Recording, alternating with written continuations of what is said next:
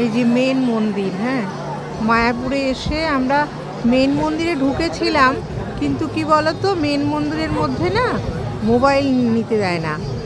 ওই মেন মন্দিরের মধ্যে ঢুকে এতক্ষণ আরতি টারতি দেখলাম, ওখানে প্রায় 2 ঘন্টা মতো ছিলাম, কিন্তু মোবাইলটা জমা রেখে দিতে হয়। আমার দুটো মোবাইলে জমা রেখে দিয়েছি, যার জন্য কোনো ছবি ভেতরে নিতে পারেনি।